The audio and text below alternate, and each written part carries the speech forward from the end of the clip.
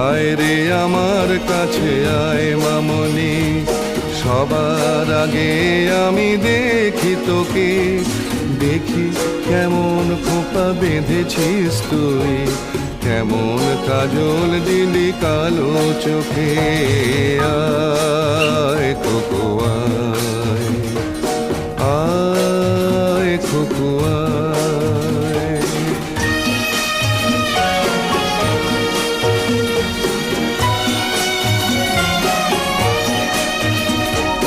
ছেলেবেলার দিন ফেলে এসে সবাই আমার মতো বড় হয়ে যায়।